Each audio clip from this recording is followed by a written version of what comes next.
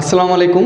তোমরা যারা ভার্সিটি ভর্তি পরীক্ষার প্রিপারেশন নিচ্ছ, তোমাদের মনে কখনো কি এই প্রশ্নটা এসেছে যে ভাইয়া সবাই একই কোচিংয়ে ভর্তি হয়, একই কোচিংয়ের বই পড়ে, শিট পড়ে, নোট পড়ে, একই রাইটারের বই পড়ে, তারপরও দিন শেষে কেন সবাই ঢাবিতে বা ভার্সিটি ভর্তি পরীক্ষায় বা ধরো মেডিকেলেও চান্স পায় না, এবং চান্স পাওয়ার রেটটা এত কম কেন, লেস দেন 1% কেন? এই প্রশ্নটা কি তোমাদের মনে আসছে কিনা? তো তোমাদের মনে যদি এই ধরনের কোশ্চেন আসে, তো এই কোশ্চেনের পরিপ্রেক্ষিতেই হচ্ছে আজকের আলোচনার বিষয় আমি সেট করেছি, সেটা হচ্ছে কেন আমাদের সবাই ভার্সিটিতে চান্স পায় না। তো আমার এই ভিডিওটার মূল উদ্দেশ্য হচ্ছে তোমাকে শুধু এটা জানানো নয় যে কেন চান্স পাচ্ছে না, কেন চান্স পাচ্ছে, বা পার্সেন্টেজ কেন তো কম, এটা মানে জানানো তো তোমাকে আসি নাই। তোমাকে জানানোর জন্য আসছি যে যেই কারণে এই যে বাকি 99% স্টুডেন্টরা চান্স পাচ্ছে না, সেই কারণগুলো তুমি যাতে আইডেন্টিফাই করতে পারো, এবং তোমার ভিতরে যদি এই একটা কারণও থাকে, তুমি যাতে খুব দ্রুত সেটাকে সর্ট আউট করতে পারো এবং এটা সমাধান করতে পারো। তো চলো শুরু করি। প্রথম যে পয়েন্টটা মাথায় রাখতে হবে, যে আমার কাছে যেটা মনে হয় যে কোনো স্টুডেন্ট আছে যে ভার্সিটি ভর্তি পরীক্ষার সময় খুব ওভার কনফিডেন্ট থাকে যে আমি হচ্ছে অমুক সাবজেক্ট পাবো, ঢাবির টপ 10-এ থাকবো, ঠিক আছে, জেনেটিক ইঞ্জিনিয়ারিং নিয়ে বিদেশে চলে যাবো। তো এই ধরনের যে ওভার কনফিডেন্স বা সাবজেক্ট নিয়ে বা ভার্সিটি নিয়ে যে হাইটটা থাকে তোমাদের মধ্যে, এটা অনেক সময় চান্স পাওয়ার ক্ষেত্রে একটা বাধা সৃষ্টি করে। ঠিক আছে, দিন শেষে দেখা গেল তুমি খুব ওভার হাইট থাকলা, তুমি চিন্তা করলো যে আমি ঢাবিতে 10তম হয়ে বা টপ 3 থেকে আমি ফাটিয়ে দিব, বাট দিন শেষে তুমি চান্স পেলে না, তাহলে কিন্তু কোনো লাভ হলো না। এছাড়া আরও এক দল থাকে যারা হচ্ছে ল্যাক অফ কনফিডেন্সে ভোগে। এরকম আমি অনেক স্টুডেন্টকে দেখেছি যারা ভার্সিটি ভর্তি পরীক্ষার জাস্ট কয়েকদিন আছে, ধরো 15 দিন, 20 দিন বা 1 মাস আছে, সেই সময় তারা চিন্তা করে যে ভাই আমি কি চান্স পাবো কিনা, ভাই আমার জাস্ট নোয়াখালী বিজ্ঞান প্রযুক্তিতে হলেও হবে, ভাই আমার জাস্ট একদম সর্বশেষ চাঁদপুর বিজ্ঞান প্রযুক্তিতে হলেও হবে। তো এই ধরনের যে ল্যাক অফ কনফিডেন্স তোমাদের ভিতরে কাজ করে অনেকের ভিতরেই, তো এই ল্যাক অফ কনফিডেন্স আসলে থাকা যাবে না। ঠিক আছে, তোমাকে ওভার কনফিডেন্ট হওয়া যাবে না, আবার একই সাথে ল্যাক অফ কনফিডেন্টও থাকা যাবে না। তোকে সবসময় মোটামুটি একটা কনফিডেন্স থাকা লাগবে যে না ভাই, আপনি যা বলেছেন, যা পড়তে বলেছেন আমি সব পড়েছি, ইনশাল্লাহ আমি বসতে একটা না একটা সেট কনফার্ম করবই, এবং আমার যতটুকু সামর্থ্য বা আমি যতটুকু পড়াশোনা করছি সেই অনুযায়ী ইনশাল্লাহ আমি একটা ভালো ভার্সিটিতে ভালো সাবজেক্টে চান্স পাবো। That's it. এতটুকু কনফিডেন্স যদি তোমার ভিতরে থাকে, তাহলে ইনশাল্লাহ তুমি ওই যে 1%-এর কথা আমি বলতেছি বারবার, সেই 1%-এর ভিতরে থাকাটা খুব বেশি অসম্ভব কিছু না। নেক্সট পয়েন্টে আসো। নেক্সট পয়েন্টটা হচ্ছে এক্সেস ইনফরমেশন গ্যাদার করা।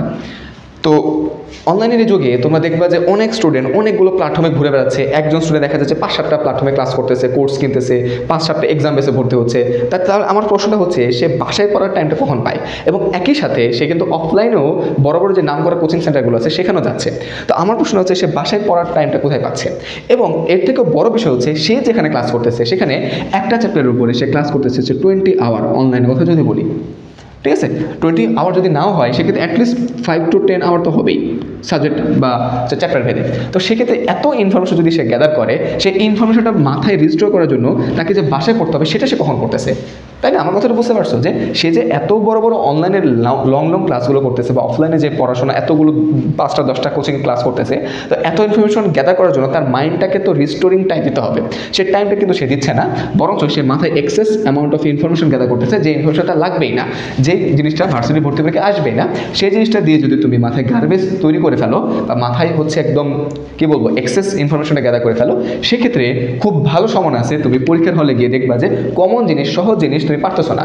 অ্যামোনিয়াম প্লাসের হচ্ছে তুমি বন্ধনটা ভুলে গেছো বা সংখ্যাটা বের করতে পারতেছো না, তাহলে কোনো কথা হলো? তুমি এতদিন যে এত কঠিন যৌগ, জেনন, অক্সিজেন, টেট্রাফ্লোরাইড, তারপর হচ্ছে আয়োডিন, হেপ্টোফ্লোরাইড, এত কঠিন যৌগের যে সংখ্যা শিখছো না, বা তোমার পরীক্ষা আসবে হচ্ছে বা আসলো হচ্ছে অ্যামোনিয়াম প্লাস, তুমি সেটাই পারলা না।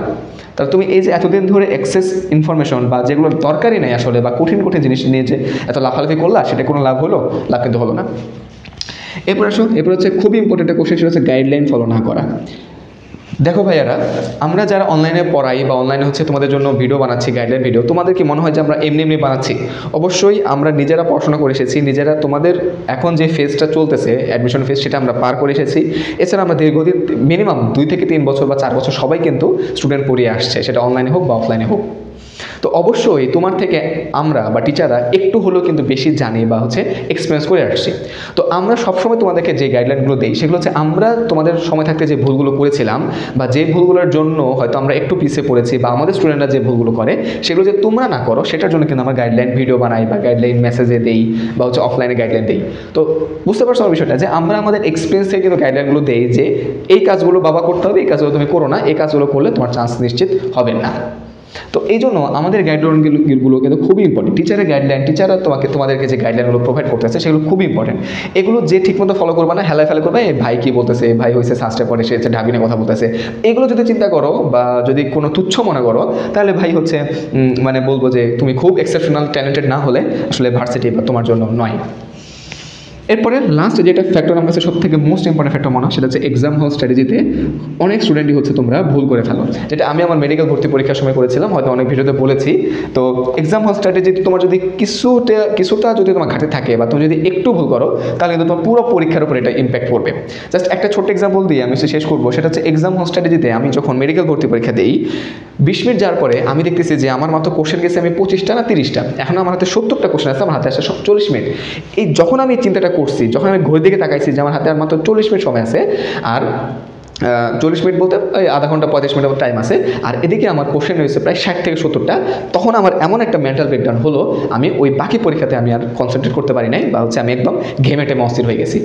তো দ্যাট মিনস দ্য এক্সাম হল স্ট্র্যাটেজি। আমি যে ভুলটা করেছিলাম, যে টাইম ম্যানেজমেন্ট করতে পারি নাই, বা হচ্ছে আমি হচ্ছে টাইম নিয়ে সচেতন ছিলাম না, এই ভুলটা বাংলাদেশের প্রত্যেকটা প্রায় 99% স্টুডেন্ট যারা চান্স পাচ্ছে না, তাদেরকে তুমি জিজ্ঞেস করো যে ভাই তুমি চান্স পাও না একটা কারণ বলতে, সে বলবো অবশ্যই আমি এক্সাম হলে প্যানিক করছিলাম, অথবা এক্সাম হলে আমি ভুলভাল দেখাইছি, কঠিন প্রশ্নে আমি হচ্ছে বেশি দেখাইছি, সহজ প্রশ্নে আমি কম দেখাইছি। এই 3-4টা ভুলই তোমাকে ম্যাক্সিমাম স্টুডেন্টরা বলবে যারা চান্স পায় নাই। তো অবশ্যই তোমাকে এই জিনিসগুলো আইডেন্টিফাই করতে হবে। ইনশাল্লাহ সামনে আরও এক্সাম হল স্ট্র্যাটেজি নিয়ে ফুল ডিটেলস ভিডিওটা আনবো, যদি তোমরা ইচ্ছুক থাকো। তো এই আশা করতেছি তোমরা এই ভুলগুলো করবে না, যে এই ভুলগুলো করলে কিন্তু 99% স্টুডেন্ট হচ্ছে আমাদের ভার্সিটি ভর্তি হলে চান্স পায় না। তো এছাড়া আরও যদি কিছু অ্যাড করার থাকে আমি অ্যাড করে দেবো নেক্সট ভিডিওতে। তো তোমাদের পরবর্তীতে কোন টপিকে ভিডিও চাই অবশ্যই জানাবা। তো আজকের এই ভিডিওটা এই পর্যন্তই। আশা করছি এই যে ভুলগুলো নিয়ে আলোচনা করলাম তোমরা নেক্সট টাইমে এই ভুলগুলো করবা না, বা এখন যে প্রিপারেশন নিচ্ছ আশা করতেছি এই ভুলগুলোকে অ্যাভয়েড করার ট্রাই করবা। তো সামনে ভালো কিছু হবে। তো ধন্যবাদ সবাইকে।